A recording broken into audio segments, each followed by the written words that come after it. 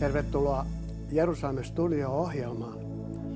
Vaikka me teemme näitä varsin usein Lähi-idästä ja Israelista näitä ohjelmia, tuntuu siltä, että joka kerta asiaa olisi enemmän kuin mitä me tämän puolen tunnin aikana ehdimme kertoa. Tervetuloa Pekka, olet nyt täällä paikalla etkä puhelimen ääressä. Kiitos, ainahan täällä on mukava olla. Joo. Mietin sitä, että mistä me lähdettäisiin liikkeelle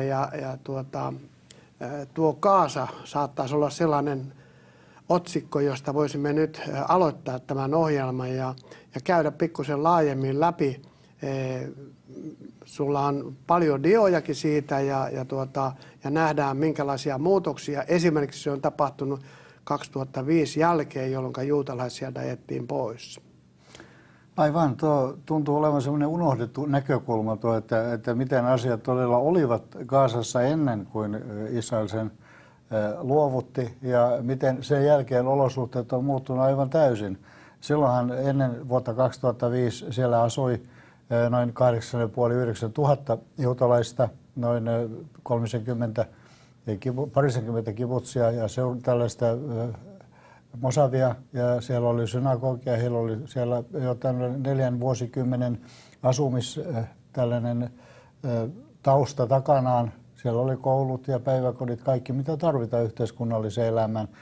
Ja erittäin siisti, kaunis kaupunki. Gaza oli itse asiassa vuoden 1967 ja sodan jälkeen, kun Israel sen voitti tai valloitti takaisin, ajoi siis sieltä egyptiläiset pois, niin sen jälkeen aina tuonne rauhansopimukseen saakka vuoteen 1979 ja siitä luovutuksen eli 1983. Sillä välillä Gazan talous oli eräs maailman kaikkein nopeimmin kehittyviä. Sitä verrattiin, muistan hyvin noita dokumentteja, sitä verrattiin jopa Singaporeen. Että siellä ihmisillä oli töitä, siellä ei ollut ongelmia, siellä oli alussa oli näitä fedayeen ja egyptiläisten sinne toimittamia näitä ääriaineksia, mutta kuitenkin sen talous kehittyi, heillä oli töitä, kun Israel rakensi Siinaita. Se niemimaata, sinne rakennettiin valtavasti uutta ja he todella voivat hyvin. Ja sitten kun tuli tämä tavallaan George Bushin aloitteesta, Ariel Sharon joutui sitten tavallaan osoittamaan maailmalle, että me haluamme rauhaa, me haluamme, että te saatte tämän nyt asua tämän Gazan kaistanne, kunhan ette ammu yhtään rakettia meitä kohtaan. Siis Gaza luovutettiin vastineeksi rauhasta ja sen jälkeen muuttui aivan toisenlaiseksi tämä koko olosuhde. Siellä hajotettiin taloja, kasvihuoneviljelmät hajotettiin, synagogat revittiin, päiväkodit, kaikki hajotettiin maan tasalle, niin kuin tämä kuvamateriaalikin tässä meille osoittaa. Joo, siitähän on myöskin tehty ihan kirjakin, ehkä useitakin, millä tavalla Jumala on puuttunut Yhdysvaltoihin 24 tunnin sisällä, kun Israel on tehnyt jotakin, päättänyt jotain typerästi. Ja tässähän oli Katarina myrsky, joka tuli USA:han ja vei sieltä valtavan määrän ihmisiä asunnottomiksi. Kyllä, ja allekirjoittanut taitaa olla tuon kirjan kirjoittanutkin vielä teoksessa, kuin Kotkan siivin käsitteli näitä Yhdysvaltojen tekemiä, Israelin vastaan tekemiä Raamatun vastaisia toimenpiteitä. Ja todellakin väliin ne osuivat kohdalleen aivan tunnin sisällä, vuorokauden sisällä, kutakuinkin viimeisten. Niin siellä oli, tämä Katarina oli eräs niistä, sen jälkeen siellä tuli muitakin pienempiä ja sitten kaiken kukkuraksi Ariel Sharon sai pari kuukautta sen jälkeen sitten ensimmäisen infarktinsa, aivoinfarktin, joka sitten lopultakin syöksi hänet sitten viime tammikuussa hautaan. Mutta nämä on niin hämmästyttäviä nämä Jumalan toimenpiteet, miten ne ajoitukset osuvat kohdalleen. Joo. Ja erikoisesti juuri tuo Gaza, Lähi-idän ja muukin Lähi-idän tapaus, kuin Gaza, jossa tämä luovutus tapahtui jo itse asiassa lähtökohtaisesti jo George Bush vanhemman presidenttikaudelta. Ja sieltä lähtien löytyy näitä yhtäläisyyksiä, miten Jumala on puuttunut saman tien asioihin tavallaan niin kuin osoittaakseen Yhdysvaltain presidentille, että on asioita, joihin teidän ei kuulu puuttua. No jos katsotaan näitä kuvia, mitä äsken kerroit, kuinka kaunis kaupunki se oli 2005, niin nyt jos katsotaan 9 vuotta myöhemmin, niin tilanne on aivan toinen. Joo, kyllä nämä kuvamateriaalit tässä, missä nyt on näitä kasvihuoneita muun muassa, jos ennen oli kukoistavia. Se oli muuten Gazan tällainen spesialiteetti. Siellä oli itse asiassa maailman kaikkein pisimmälle viedyt kehitetyt viljelmät, kasvihuoneviljelmät, kaikkein puhtaimmat tuotteet löytyvät sieltä. Ja se oli todella tällainen tekninen huippusaavutus. Ja Israel luovutti nämä kaikki kasvihuoneet sitten Hamasille, eikä hajottanut niitä. Ja Hamas raunioitti aivan täysin, poltti sisustat ja alkoi kaivaa tunneleita, niin kuin nähdään tästä kuvasta, jossa on rinnakkain täsmälleen samoja paikkakuntia tai paikkoja, siis kasvihuoneja ennen ja jälkeen. On synagoga, valtavan kaunis Davidin tähtimuotoon rakennettu Neve Dekalimin synagoga, ja välittömästi, kun muslimit pääsivät sen kimppuun, se hajotettiin raunioiksi. Ja kyliä ja kibutseja, taloja, uusia omakotitaloja hajotettiin vain siksi, että heidän mukaansa siellä oli asunut apinoiden ja sikojen jälkeläisiä, ja ne ovat siis saastuneita. Ja tällainen aivan täydellinen järjettömyys loi niin kuin tavallaan kiihkon näille arabeille ja muslimeille sitten lähteä tuhoamaan kaikkea sitä hyvää, mikä juutalaiset oli rakentanut. No nyt kun tätä on jo 9 vuotta tapahtunut tätä alasajoa, niin tuntuu siitä, että maailma ei media kerro tästä eikä millään tavalla nähdä, minkälaisen osapuolen kanssa Israel joutuvat neuvottelemaan. No, sehän siinä on, että kuitenkin kun tämä jälleenrakennus myöskin Gazassa näiltä osin lähti liikkeelle, niin minkä ihmeen takia täytyy hajoittaa ensin israelilaisten tekemät rakennukset ja sitten pyytää valtiolta, Maailmanpankilta ja yhteisöltä rahaa rakentaakseen ne uudelleen. Et eihän siinä ole niin järjen hiventäkään tässä kuviossa, että jos toiset antaa vapaaehtoisesti ja muuttakaa nyt sitten meidän taloon, koska Israelin valtio taas oli puolestaan sitoutunut korvaamaan Gazan asukkaille heidän menetyksensä.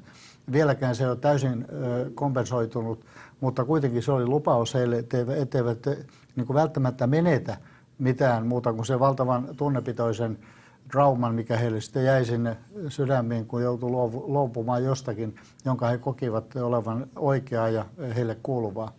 No sitten jos ajatellaan sitä, että millä tavalla nämä maailman antamat rahat mahdollisesti ovat siellä allokoituneet.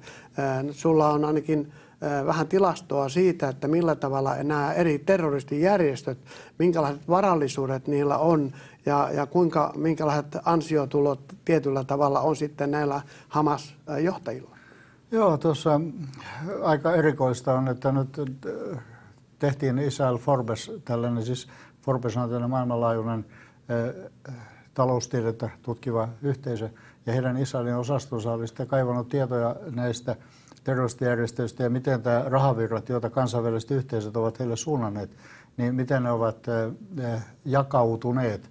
No ISIL on tällä osa-alueella nyt noussut arvoon arvaamattomaan, ja se johtuu tietysti siitä, että he ovat yksinkertaisesti kaapanneet rikollisin keinoin, ryöstäneet pankkeja ja myöskin myyneet öljyä, salakuljettaneet öljyä, kidnappanneet ihmisiä ja kiristäneet rahaa. Hamas on puolestaan tällä listalla 2. Yllättävää kyllä, ja ottaen huomioon Gazan kansantuotteen, siis mitä on PKT Gazan asukkaiden keskuudessa, se ei pitäisi olla mitenkään mahdollista. He ovat tietysti vuosikausia myös harjoittaneet salakuljetusta, jossa on tietyt salakuljetusrenkaat ja operoijat ovat käärineet huomattavia voittoja, mutta se, että Hamasilla on tällä hetkellä Fatahin kanssa riita 700 miljoonasta Yhdysvaltain dollarista, joka piti olla suoritettu Gazan tai annettu Gazan jälleenrakentamiseksi. Ja nyt ei sitä rahaa löydy yhtään mistään. Ja kuitenkin se on Hamasin hallussa aivan varmasti. Siitä ei kukaan ole mitenkään epätietoinen. Ja toisaalta niin myöskin egyptiläiset taloustieteilijät ovat onkineet tietoonsa, mikä on Hamas-johtajan henkilökohtainen omaisuus. Siis nyt puhutaan Khaled Meshalista, joka pitää päämajansa Katarissa. Hänen henkilökohtainen omaisuutensa oli 2,6 miljardia Yhdysvaltain dollaria. Mistä ihmeestä tuollaiset rahasummat voivat löytyä yksityisen henkilön taskuihin, kun on kuitenkin 99% ja kaikki avustusta, mikä on suunnattu Gazan ihmisille, siis niille, jotka tarvitsevat apua, jälleenrakentamiseen, mitä tarvitaan jatkuvasti, Ja siksi noita sotia on ilmeisesti hyvin taloudellista järjestää parin vuoden välein, koska ne tuottavat suunnattomia summia ainakin muutamien henkilöiden taskuun. Niin jos ajatellaan Gazan niin kuin tavallisia ihmisiä, niin ne ovat kohtuullisen köyhiä varmaankin. Ja siellä on paljon sosiaalisia epäkohtia, vaikka mitä. Eli rahat allokoituvat ne pomoille. Kyllä, se on valitettavaa, että siellä kontrolli, vaikka se olisi kuinka korvamerkittyä, niin kuin se tietysti on YK, EUn, Maailmanpankin ja monen ulkomailla olevien arabiyhdistysten ja muslimiyhdistysten taholta varmasti onkin, niin kuitenkin Hamas on se, joka kontrolloi pankkeja siellä ja pankkien välityksellä kaikki varat liikkuvat, niin se on melko mahdotonta kenenkään enää sen jälkeen sitten sanoa, mihin ne rahat menee, kun ne on jossakin Gazan pankeista, ja jota vain yksi järjestö saa kontrolloida. No, jos ajatellaan sitten tätä, mitä nyt on YK:nkin toimesta olla järjestämässä, että pitäisi nyt tutkia, millä tavalla Israel taisteli siellä Gazassa ja mitä se teki, ja sotarikoksista on syytetty ja niin poispäin. Nyt kun me nähdään, että mikä niin kuin Hamasin niin kuin tavallaan se koko ajatus on ollut, ja sillä tavalla, että hehän aloittivat tämän rakettien ampumisen, ja Israel sanoi koko ajan, että jos he lopettaa heti. Nyt tämä asetelma on jotenkin niin, että Israel onkin syntipukki koko juttu. Se on juuri näin, ja tässä kohden niin mun täytyy kyllä niin kuin sitaateissa nostaa hattua Hamasille. He ovat onnistuneet manipuloimaan median 100 kertaa paremmin kuin Israel. Israelhan toimii mediassa sillä tavoin, että he tutkii ensin kaikki asiat ja sitten vasta julkaisevat ne. Hamas takertuu ensimmäiseen räjähdyspisteeseen ja ilmoittaa, että täällä tapahtui, jos putoaa esimerkiksi pommitaloon, missä on sivilejä. Siitä otetaan kuvat ja täällä kuoli 150 ihmistä, joista on 60 lapsia esimerkiksi. Tämä annetaan tiedoksi medialle ja se on hyväksyttävä. Joo. Oli siellä sitten tapahtunut mitä tahansa. Ja tämä kun leviää sitten näiden kansainvälisten uutistoimistojen kautta edelleen maailmaan, niin ei sitä enää muuteta. Niin kuin Israelin suurlähettiläs sanoi mielestäni hyvin osuvasti tässä muutama viikko sitten, kun meillä oli pieni palaveri, niin hän sanoi, että suomalainenkin media näyttää toimivan sillä tavoin, että ensin julkaistaan otsikko ja seuraavana päivänä kysytään, olikohan se totta. Aivan. No jos ajatellaan sitten, joka on osana tätä mun mielestä tätä ilmiötä, on tämä antisemitismin valtava nousu. Ja nostaan Euroopassa vaan oikeastaan sanoa lähes kaikkialla. Millä tavalla ajattelit, että voitaisiin vähän tätä käsitellä, koska tämä on minusta niin kuin huikea vauhtia mennyt ylöspäin? Ja kyllä se on järkyttävää. Siis miten voidaan esimerkiksi juutalaisia, joita nyt on 10 miljoonaa muualla maailmassa kuin tuolla alueella, no 8-10 miljoonaa, niin nyt heidät on yhtäkkiä niin kuin kollektiivisesti syyllistetty siihen, mitä Israelin valtio ja Gazan tilanne, siis Hamas, toimivat keskenään. Ja tämä on nostanut aivan käsittämättömän uuden antisemitismin aallon myöskin Euroopassa. Ja kun näitä tekstejä, kuvia, kaikkia mitä ne pitävät esillä ja minkälaisia mielenilmaisuja, banderolleja ja toimenpiteitä on tapahtunut, niin tulee aivan mieleen täsmälleen nuo 30-luvun natsiajat, jotka alkoivat juuri samoilla termeillä. Älkää ostako juutalaisilta, me emme myy juutalaisille, te ette saa tulla tänne kauppaan, teille ei tarjolla tässä ravintolassa ja niin edelleen. Nyt palataan aivan selvästi takaisin tällaisen 70-luvun natsiaikaan, eikä siihen ole mitään kirjaimellista eikä fyysistä syytä. Eihän kukaan Euroopassa asunut juutalainen voi olla, hän voi olla Ranskan kansalainen, Saksan kansalainen, Englannin kansalainen, hän on kuin etninen juutalainen. Niin hän on syyllinen siihen, miten Hamas ja Israelin armeija tappelevat keskenään. Niin ja nyt on jo myöskin sitä, että ei ole enää juutalaisen turvallista liikkua. Tässä oli yksi esimerkki siitä, miten rappi meni synagogaan, oli matkalla, niin hänet hakattiin. Joo, kyllä, ja tätä tapahtuu, eikä pelkästään Euroopassa, tämä on jo meillä Pohjoismaissakin ilmiö. Ruotsi on eräs pahimmista tällä osa-alueella, Tanska myöskin, Norjassa. Kaikkialla tapahtuu tätä samaa, että juutalaiset joutuvat kokemaan jo fyysistä turvattomuutta. Ja kun vaan nähdään, että he kantavat esimerkiksi jotain Daavidin tähteä tai jotain muuta tunnusta, vaikka se ei olisi edes juutalaisenkaan kantama, niin jos ei saa reaktiota aikaan. Luin jostakin, että viimeisen 12 kuukauden aikana Ranskasta oli 6000 ihmistä tehnyt alian Israeliin, kun vuotta aikaisemmin oli puolta vähemmän. Että näyttää, että ihmiset joutuu ihan turvallisuuden takia lähtemään pois. Kyllä, ja se itse asiassa tuossa nousee väistämättä mieleen, että onko tässä toteutumassa se, että Jumala ajaa metsästäjät niin kuin kansansa kimppuun, jotta he palaisivat takaisin omaan maahansa. Tässä voi olla tällainenkin näkökulma, mutta meille se reaktio on kuitenkin ennemminkin tämmöinen fyysinen ja konkreettinen. Se, että onko siellä minkälainen hengellinen tausta ja profetallinen tausta, niin se on tietysti aina vaikeampi määritellä, mutta tämä on todellisuutta tänään. Millä tavalla Israel on niin varautunut siihen, että jos niitä tulee, että miten ne asutetaan ja millä tavalla ne lähtee elämä liikkeelle siellä? Mielenkiintoinen kysymys juuri tämä asutus, koska Israel joutuu rakentamaan jatkuvasti ja heillä on huutava asuntopula. Joo. Ja nyt kun tätä aliaa tapahtuu jatkuvasti, joka on siis itse asiassa monesta syystä jonkun toisen aikaansaama, esimerkiksi Ranskan muslimit, Saksan muslimit, Euroopan muslimit laajemmin ja myöskin intellektuaalit valkoisen väestön kohdalla tavallaan syyllistävät nyt israelaisia tai juutalaisia ajautumaan takaisin ainoaan paikkaan, missä he voivat olla turvassa. Ja nyt samaan aikaan koetetaan kieltää heitä rakentamasta asuntoja. Tässä on jonkunnäköinen paradoksi käynnissä. Kyllähän Yhdysvalloissakin tiedetään tasan tarkkaan, mikä on Israelin muuttotilanne suhteessa asuntotilanteeseen ja mikä on kuolleisuus ja niin edelleen. Paljonko tarvitaan uusia asuntoja. Sinnehän tulee 450 000 asukasta joka vuosi lisää. Johonkin heidät täytyy asuttaa. Ja nyt kun he rakentaa niille alueille, jotka heille kuuluvat, niin heitä syyllistetään, että he rakentavat palestiinalaisten alueille. Ja tässä on aikamoinen ongelma. Ja kun kuitenkin ne on kohtuullisen pieniä suhteessa siellä, mitä siellä tällä hetkellä jo juutalaisia asuu, että se on oikeastaan siihen samaan keskukseen tulee muutama lisäkerrostalo.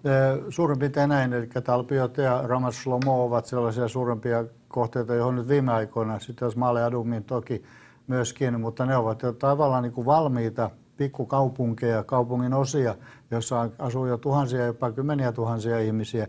Jos siinä laidolle rakennetaan lisää, niin kuin juuri tapahtuu, niin kuin itsekin sanoit, niin siinä Israel syyllistetään uusien niin kuin alueiden kaappaamisesta palestiinalaisilta, josta missään nimessä ei ole kysymys. No onko niin, että niin kuin tavallaan EU ja YK ja Yhdysvallatkin, niin ne niin kuin näkee kaiken, mitä tapahtuu, tulee lisää asuntoja, että se on esteenä sille kahden valtion ratkaisulle ja Jerusalemin jakamiselle ja niin poispäin, että nyt ei saisi mitään tehdä, koska ne pelkää, se vaan huonontaa sitä.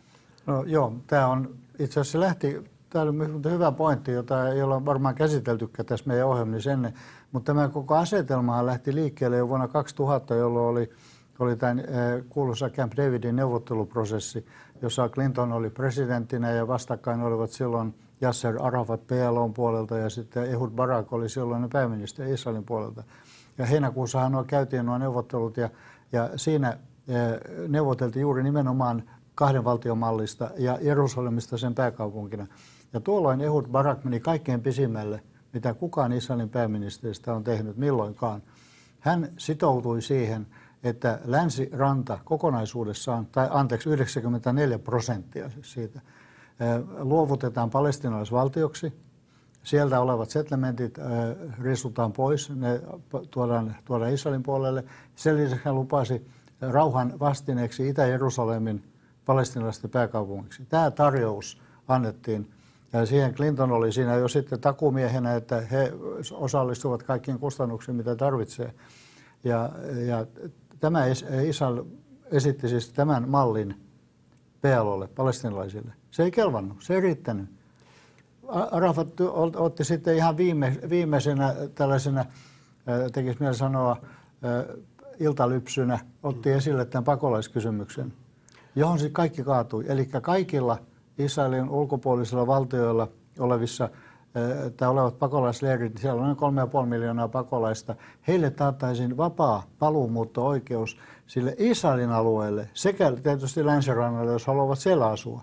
Ja tämä olisi merkinnyt Israelille siis kansallista katastrofia, johon koko homma sitten kaatui ja sen jälkeen alkoi intifadat taas ja sodat jatkui siitä.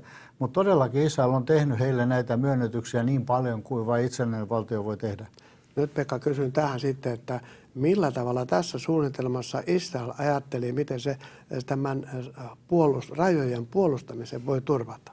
He olisivat pitäneet rajan Jordania vasten ja niin kuin itsellä valvonnassa, ja Palestiinan valtiona olisi ollut demilitarisoitu. Sinne ei olisi siis saatu tuoda muuta kuin poliisivoimat, rajavartio, me ei oma armeija.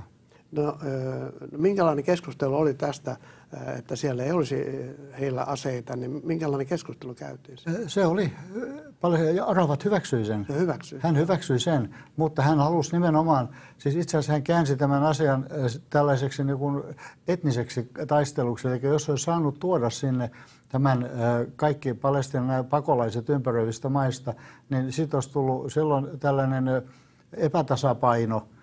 Eli silloin he olisivat olleet väestöllisesti enemmistö, jolla olisi itse asiassa saavutettu melkeinpä siis sama asia. Eli Israel olisi pikkuhiljaa syöty sieltä alta pois. Ja se oli toinen taktiikka. Se oli toinen taktiikka, ja se on Israelille täysin mahdotonta hyväksyä. Se kaatui siihen, ja Clinton siinä ehdottomasti, hän syytti Arafatia. Hän sanoi, että Arafat on patologinen valehtelija. Hän ei missään nimessä ole koskaan. Hän esitti, että Yhdysvallat olisi tämän hyväksynyt. Arafat tai Clinton kielsi se ehdottomasti, että he ei milloinkaan ole hyväksynyt pakolaiskysymystä tässä muodossaan. No, mutta kun nyt EUkin ja Yhdysvallat ja YK, ne tosissaan koittaa ajaa kahden valtion ratkaisua. Ja kun me tiedetään, että sen länsirannan rajalta Tel Aviviin on toistakymmentä kilometriä, niin miten teoriassa edes voisi ajatella muuta kuin sitä, että siellä ei olisi aseita, niin turvata Israelin rajat? No, eihän sitä voi millään muulla tavalla ajatella. Mä muistan, että vuosi sitten, kun tämä neuvottelut oli silloin tästä asiasta Yhdysvaltain johdolla käynnissä, niin tämä asia oli myöskin eräs kulminaatiopiste siinä, miksi neuvottelut kariutuivat. On ihan mahdotonta, siis nykyisen aseistuksen tietäen, ja Gaza opetti. Gaza on opettanut Israelia asennoitumaan näihin asioihin tietyllä pieteetillä. Kun Gazasta kyetään ampumaan Haifaan saakka raketteja ja ohjuksia, jossa on 175 kiloa räjähdysainetta ja matka on sentään 150 kilometriä, niin saatika sitten 14 kilometrin matka länsirannalta Välimereen ja kaikki sillä välillä. Siellä menee jo pelkät granaatit, jopa kaikkien pienimmätkin niistä, niin ei ole mitään mahdollisuutta, että sitä voisi Israel hyväksyä. Se olisi heille turvallisuuskysymys. Ja tuo kapea kaistale, se muodostaisi silloin sellaisen pullonkaulan strategisesti, että Israel tavallaan jakautuisi kahteen alueeseen, jota toinen osapuoli pystyisi näiden granaattien ja ohjusten kanssa hallitsemaan länsirannalta aivan täysin. Maa tavallaan jakautuisi silloin sotilaallisiin piireihin. Jos menee pikkusen vähän toiseen asiaan, tähän tuotemerkintäpakkoon, jolla tavallaan halutaan estää, että läntisessä maailmassa ei ole näitä tuotteita, jotka on sillä länsirannalla tehtyjä, näitä israelilaisia tuotteita, niin onko siinä taas jonkinlainen aktivointi käynnissä, että siitä todella ruvetaan nyt boikotoimaan? Kyllähän tämä on ollut näkyvissä jo itse asiassa aika kauan. Hollantihan oli tässä jälleen kerran edelläkävijä. Ja siellä nämä asiat tuli jo esille, muistaakseni tuon toisen intifadan jälkeen hyvin voimakkaasti, jossa itse asiassa rinnastettiin, niin kuin tässä hyvin nähdään tässä meidän kuvaruudullammekin, että älkää ostako juutalaisia tuotteita, ja rinnastetaan niiden 30-luvun natsisloganeihin ja kuviin, jossa mainitaan myös, älkää ostako juutalaisilta. Siis nyt palataan niin kuin tavallaan tällaiseen yleiseen antisemitismiin, jossa ensimmäiseksi asia kohdistetaan juutalaisiin fyysisesti, sitten heidän elinkeinoihinsa, eli älkää käykö kauppaa heidän kanssaan, älkää menkö juutalaisille lääkärille, älkää ostako heidän tuotteitaan. Tässä palataan niin kuin tällaiseen elinkeinon tukahduttamiseen tavalla tai toisella. Onko sinulla esimerkkiä Suomesta? Millä tavalla täällä on reagoitu näin? No ei varsinaisesti. Onhan täällä yritetty tätä ainakin sitrushedelmien boikotointia. Ja sitten tietysti vasemmistolaispiirit on eduskunnassa pitäneet aina esillä, että kaikki tuotteet, mitä länsirannalla tuotetaan, ne on tehty miehitetyillä alueilla, joka termi on sellaisena väärä. Kyllä tätä on esiintynyt jonkun aikaakin jo, mutta ei sellaisessa mittakaavassa, että täällä olisi jo käyty kauppojen kimppuun ja maalattu sinne kylttejä oviin, että älkää ostako täältä tai juutalaisten kauppaa tai jotain tällaista. Sen sijaan tämä antisemitismin esiintyminen eri muodoissaan, niin se kylläkin on jo nostanut päätään. Että meillä on myöskin Ylen ohjelma tässä taannoin 3 gettoa, Gaza, Berliin ja Varsova muistaakseni, joka oli raaka. Se oli todella häijy ja irvokas ohjelma, jossa Israel rinnastettiin natseihin aivan suoraan ja sitten toisaalta Hamas ja palestiinalaiset tulivat niin kuin tavallaan tällaisen kärsijän asemaan. Ja asetelma käännettiin niin kuin aivan todella päinvastaiseksi, mitä se todellisuudessa noilla alueilla on. Kyllä mä jotenkin kun olen kanssa lukenut näitä kaikkia, niin tulee se, että ovatko Suomen kansa oikeastaan ymmärtäneet, mistä tässä on niin kysymys. Että tässä on niin valheen suuri verho, joka koitetaan tuoda koko maailmaan ja tulee se, mitä 30-luvulla tuli nämä kristalliyöt ja muut semmoiset. Joo, tämä on oikeastaan, kun näitä asioita ei pidetä esillä niiden oikealla nimillä, siis meidän valtamedioissamme, niin siinä on tullut tämmöinen poliittinen väritys silloin mukaan, että se totuus, mikä kerran on niin kuin tavallaan ymmärretty tai iskostettu totuutena, niin se pysyy siellä. Ja ei mä hirveän suurta arvoa sanaa medialle anna tässä, koska onhan medialla, suomalaisella medialla kaikki mahdollisuudet käyttää näitä lähteitä ja tutkia tapahtumia, tutkia asioita. Tuntuu olevan hyvin muodikasta olla tänään juutalaisvastainen.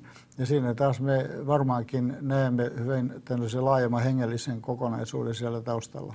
Joo, ja tässä kun on katsonut, mitä todellakin tapahtuu Ruotsissa, osin Norjassakin, niin ne ovat vielä edellä Suomea, mutta ikävällä tavalla. Joo, siellä Ruotsissa on tämä islamilainen rakenne, yhteiskuntarakenne, se on paljon voimakkaampi kuin täällä ja ne ovat hyvin keskittyneet.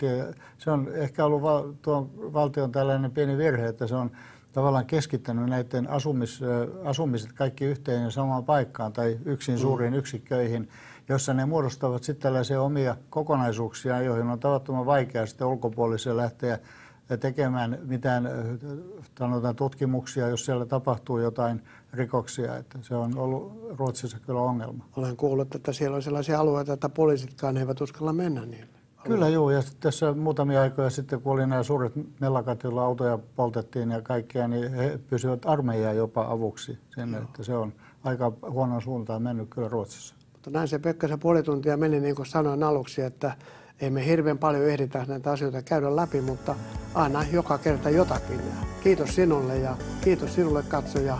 Taas jatkamme.